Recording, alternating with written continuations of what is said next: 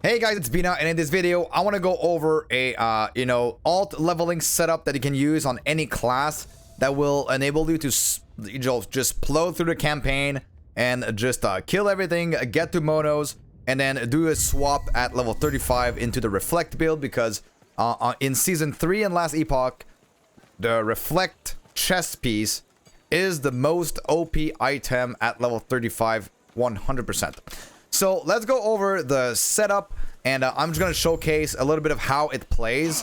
So my setup here is not exactly the same as my planner that I have. My planner is actually way more optimized than my setup that I have, but it plays exactly the same, so I'm just going to showcase it, right? So for leveling, you will get... Oh, actually. So as you get to the first town, if you were COF in your previous character, right? You have to join Circle of Fortune again, right? With your new character, with your alt character. You get to the first town, you get the choice of Circle of Fortune or Merchant's Guild. So whether you are one or the other, just go with that. Because most of your items will probably have those tags, right? So this is like my setup here. In the actual planner, which is here. In the actual planner, all of these items, I tried to include the ones that are going to be usable at level 1. So the earliest you can use them. There is the Claw, which is only usable at level 4. So the Amulet with Ignite Chance at level 4.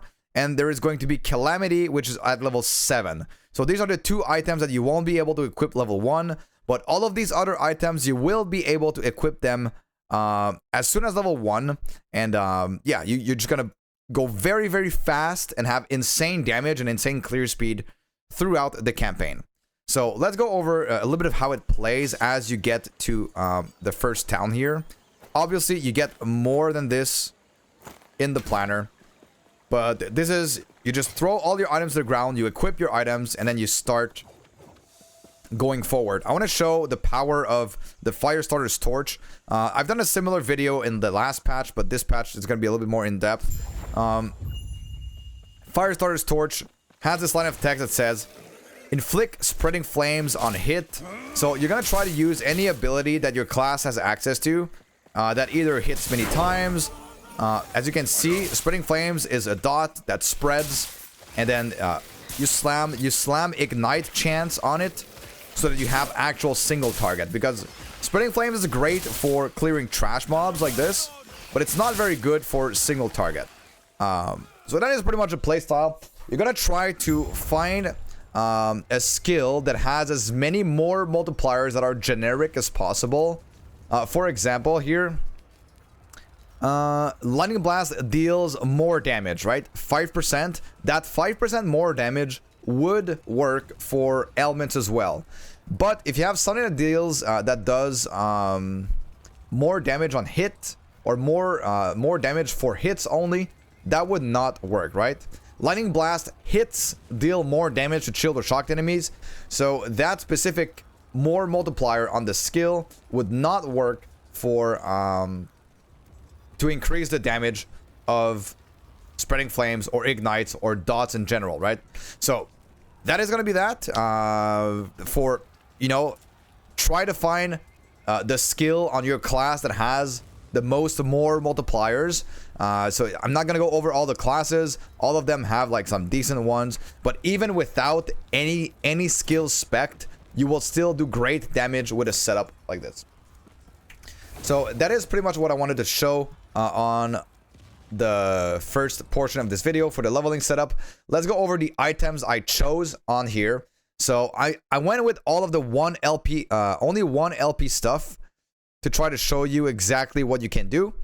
So Firestarter's Torch, you want to go ignite on hit. Ignite is going to be your main single target source. So as I said, try to find a skill or spell that hits a lot and has a lot of more multipliers that are generic that will apply to the ignites. On the amulet, you go for ignite as well, and so the claw has a very low required levels. That's why we went with this. On your Kestrel, that's going to give you a source of haste, a lot of movement speed. So the entire setup is based a lot around movement speed as well. I went for the ward per second. That's going to be a source of passive regen and make you like pretty much invincible during the campaign. So there's a few options for your offhand. One is more offensive with Vial of Volatile Ice. So you will see that we are stacking increased LA damage over time in a lot of places. So if you are using a cold skill, you will also apply Frostbite on cold hit, and that will also get increased by all of your elemental damage over time increases.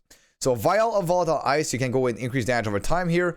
But if you want to go more defensive, you could also go with a shield with either tier 7 or tier 8 all resistances, which will be a lot of defense on a single piece of equipment.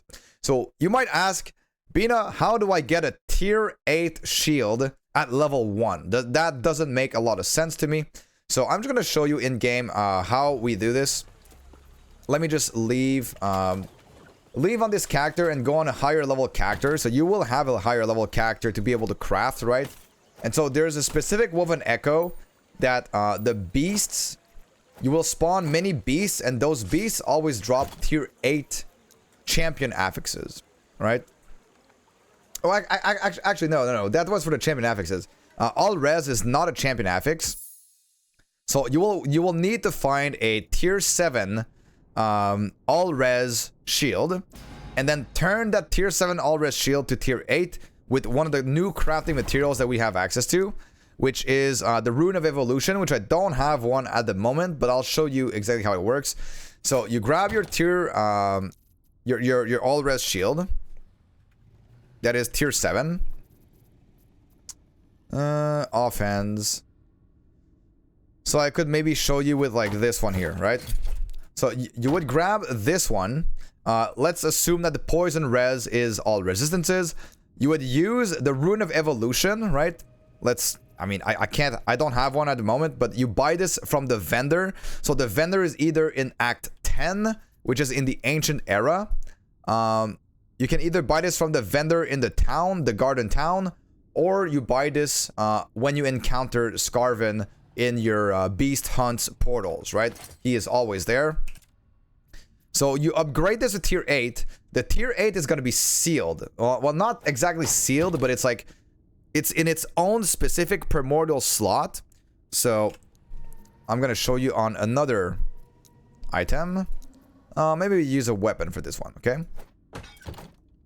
So let's say that this is your shield. It has a tier 8 primordial seal. It's not the same seal as a regular seal. It is a primordial seal. And so if you remove all of the affixes on the item, right? If you remove all the affixes, now like it did consume a lot of forging potential, but I got unlucky on this one. Now it is required level, the level of the axe or the of the item that it is at base. So now with one of the new things that we got this patch, Glyph of Envy has been changed to change an item to a different one, a different type of, a different subtype of item. So it's going to change the base of this one. Well, you just go ahead with the shield and you change it until you get, when you craft on it, right? You change it until you get the base that is level 0. So you might have to do this on a couple of shields, but eventually you will get one that will be a level 0 base with tier 8 sealed on it, right? So this one is level 54. This one, here you go. So I got this forestry axe available at level 0 with 112 melee damage and +2 charge of void cleave. So that is how you get tier 8 sealed items for your alts. And so you can either use a tier 8, but a tier 7 would be fine as well, right?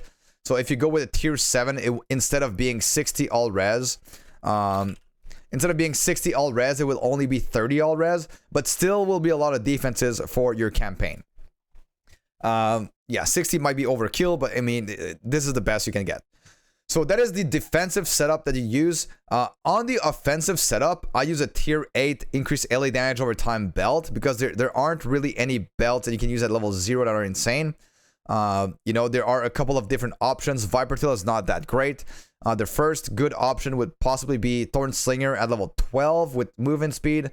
But I think 440% LA damage over time is going to be a huge increase to your damage for an offensive setup.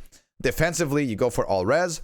aspirational setup, I went with a little bit more LP on these items to show you what you can expect to get and what you would want. And then, yeah, so that is the first portion of the leveling setup.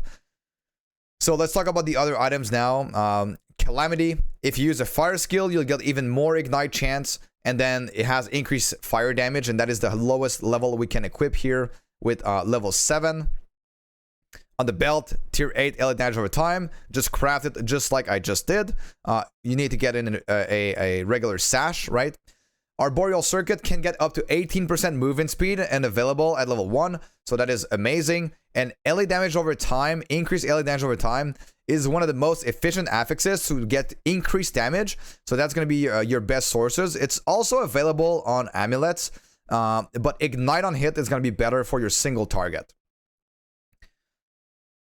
Increased damage over time on the gloves. The Keeper's gloves are available at level 0. The Lessons of the Metropolis, 30 movement speed here, tier 7 move speed. These are available at level 0 as well. They are not the fastest one, so if you want to craft a couple of these with more movement speed, for example, at level 8, you get Morning Frost, which is slightly faster. You can do so, but I mean, these are available at level 1, and it's going to be good enough for the campaign. And Tome of Elements, this will give you AoE damage, leech as health. So not only will you get ward per second from your chest, but if you ever run out of ward, you will have an insane amount of leech because of your spreading flames, spreading to all the different monsters on the map and giving you that leech, and your ignites also leeching for you. So this is also available at level 1 and has access to increased AoE damage over time. Some idols, there's different idols you can use. I went for fire penetration and fire damage. This is going to be the best option in terms of damage that you can go for. And so that pretty much covers the offensive setup. We went for the defensive here. I go for Viper Tail, which is not available until level 6. But that is going to enable you to get a tier 7 increased AoE damage over time and still use the shield for 60% all res. So that pretty much covers all of the items for this setup. Now, at level 35, you get access to this thing here. Thicket of Blinding Light. This is the new shield, a new primordial shield. Available only from this patch, since this patch. And what this does, it will blind all enemies every 0.5 seconds. So you don't need any crit avoidance if you are playing softcore. I still like to get crit avoidance in hardcore, but like this is gonna be like a softcore leveling setup that you could still use in hardcore, but be mindful of your defenses, of course. And it deals damage equal to your reflect damage to attacker's stat. That is why you are going to stack all of these small idols. The 150 damage reflected to attackers. For these idols, you want to go in COF. If you are COF, right, you go to the observatory. And I will show you exactly how to obtain these idols for your alt leveling setup. Or if you want to play the reflect build, which I am using at the moment. And I am doing some pretty crazy speed stuff with this. But you would go on COF, you would go for these idols. And in the idol prophecy, there are generic rune, no, not runes, but like there are small weaver idol prophecies, which can be only available. I think it's only at level 9. Let me go check real quick on Tunk Labs here. If you don't know about Tunk Labs, it's lastepoch.tonklab.com, and it has a lot of resources for you to go check out. So there is the COF thing. Where is this? Faction, Circle of Fortune, Prophecy Rewards. And then we're going to go for Small Weaver Idols. The Small Weaver Idols are available at minimum rank 9. So you will have to be rank 9 COF to be able to get these to appear on here.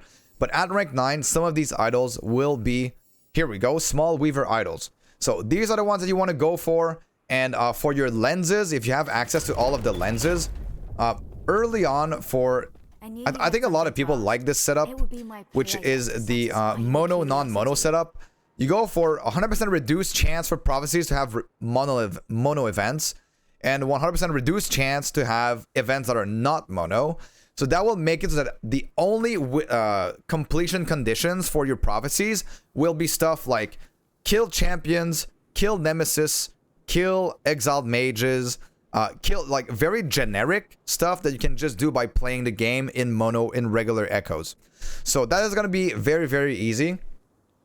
So that is a setup that I do recommend for you guys, especially if you don't have access to if you are not in like you know, an end game setup, like farming like all of your timelines all set up for the proper setup.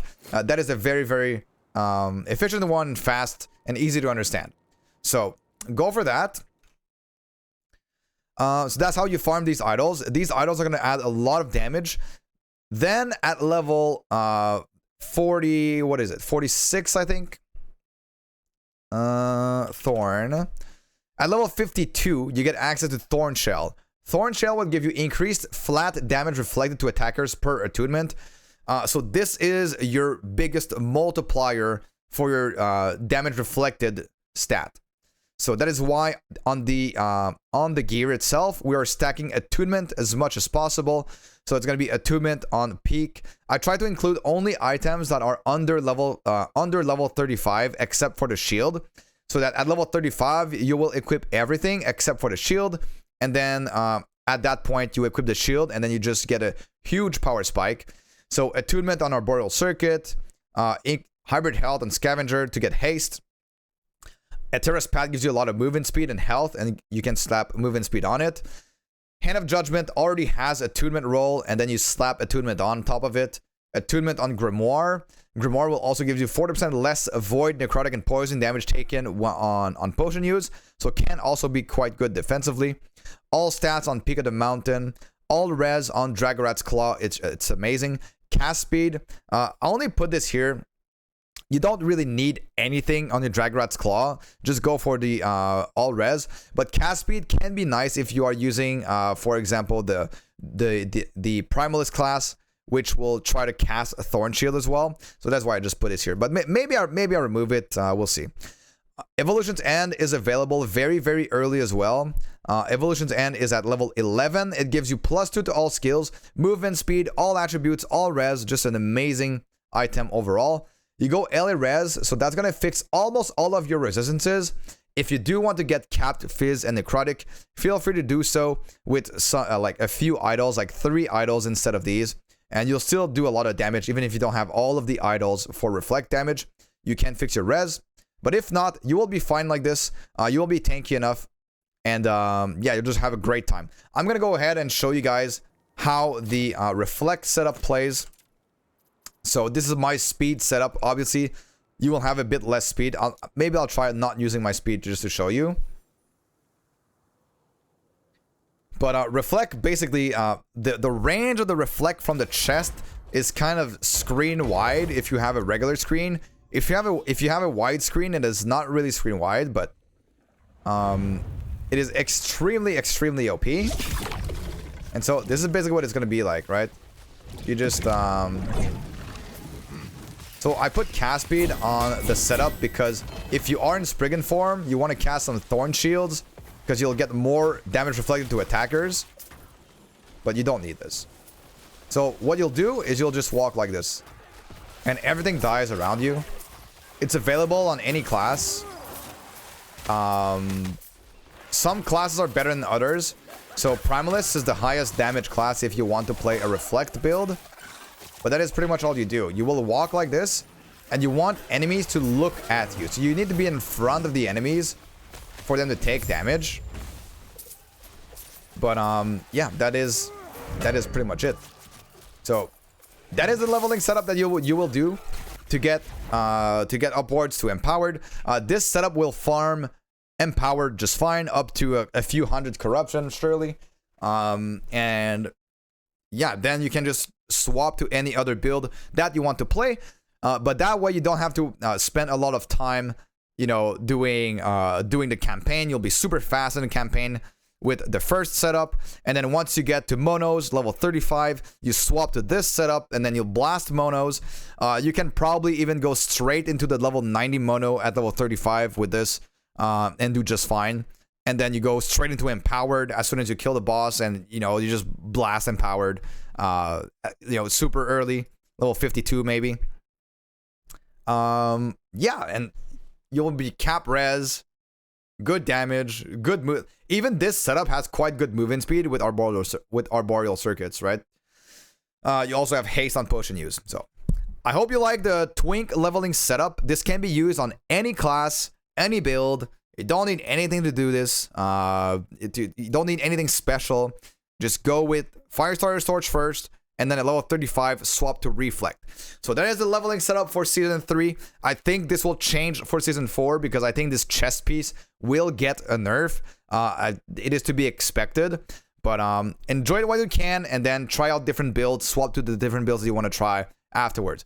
I hope you enjoyed this video, and I'll see you guys all in the next one.